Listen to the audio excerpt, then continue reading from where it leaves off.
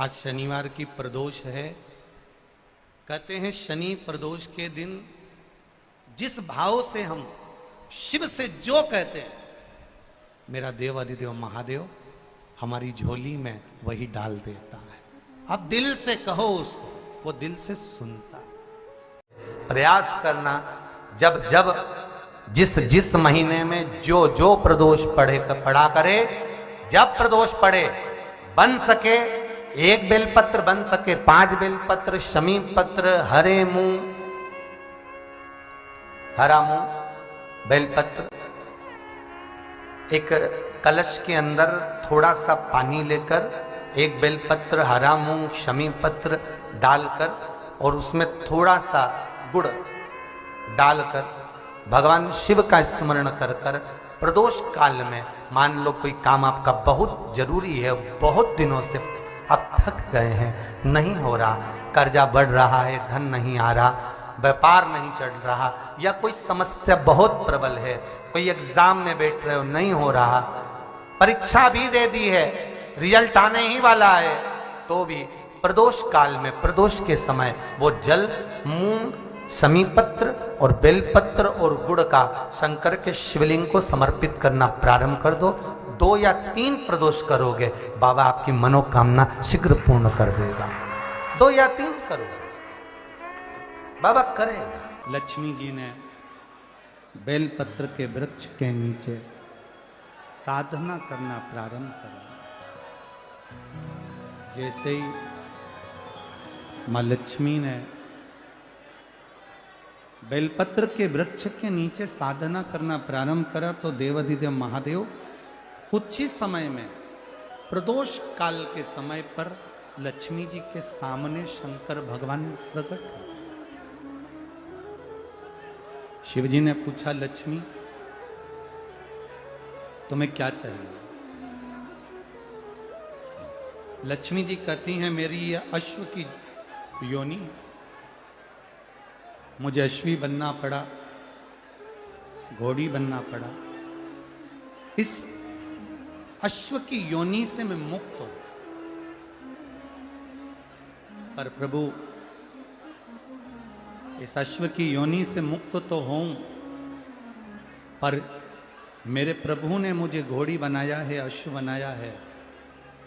मैं चाहती हूं मेरे नारायण मुझे इसी घोड़ी की योनि में, अश्वी की योनि में प्राप्त करें। इस घोड़ी की योनि में, इस अश्वी की योनि में मेरे स्वामी, मेरे नारायण मुझे प्राप्त। ठीक है, भगवान भोलेनाथ जी ने कहा, आप चिंता ना करें, जिस प्रदोष काल में आप बेलपत्री के वृक्ष के नीचे आती हो,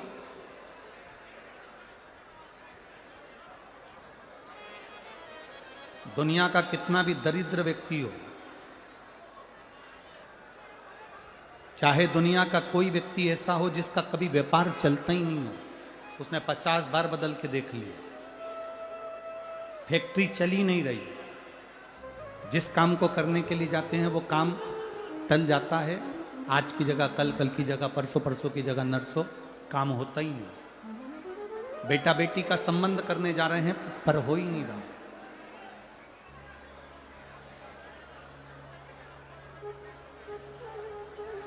कितना भी दरिद्र से दरिद्र व्यक्ति हो, कितना भी दीन से दीन व्यक्ति हो,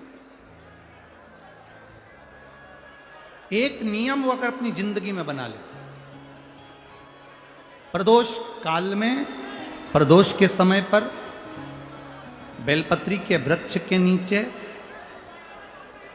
एक बार जाकर नमन करना,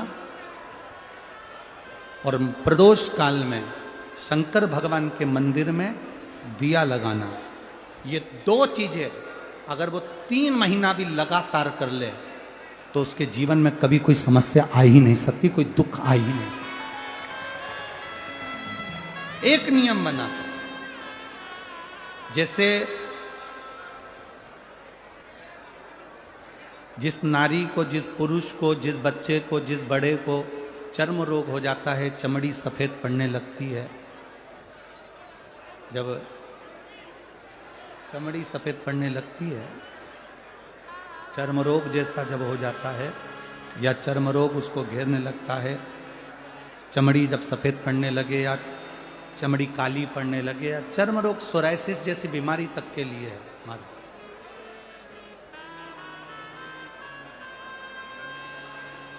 बेलपत्री के वृक्ष के नीचे की मिट्टी,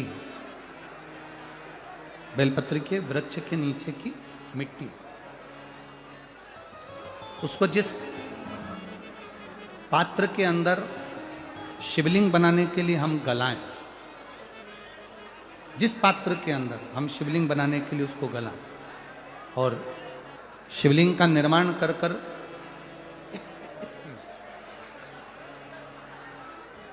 हम बेलपत्री के वृक्ष के नीचे उसका पूजन करें, उसका विसर्जन करें।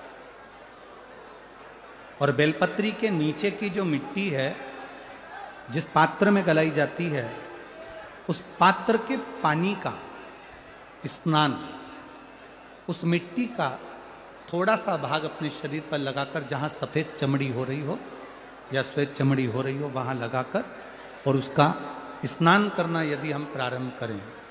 परंतु प्रदोष जैसे अपन शंकर भगवान के मंदिर जाते हैं, दर्शन करते हैं, पूजन करते हैं, उसी तरह बेलपत्री के वृक्ष के नीचे की मिट्टी को गलाकर हम शिवलिंग का निर्माण करते हैं। स्नान करना या शरीर पे लगाने के साथ में सबसे ज्यादा जरूरी है शंकर भगवान के उस शिवलिंग की पूजन करना, पार्थिव लिंग की पूजन करना। लगभग 2 शिवरात्रि निकलेगी महीने की, और बाबा जहां जहां से चमड़ी सफेद हो रही होगी वहां वहां से धीरे धीरे बाबा अपने असली रंग को देना प्रारंभ कर देता है। इतना बेलपत्री के वृक्ष की पार्थिव लिंग निर्माण और पूजन की उस मिट्टी का इतना वर्णन हमारे शास्त्र करते हैं, इतना वर्णन।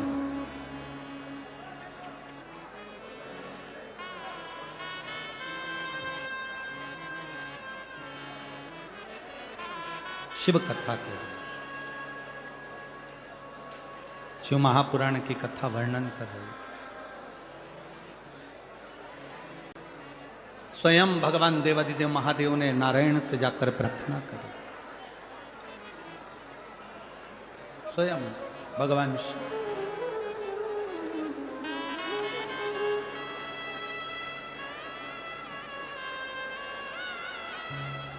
शंभु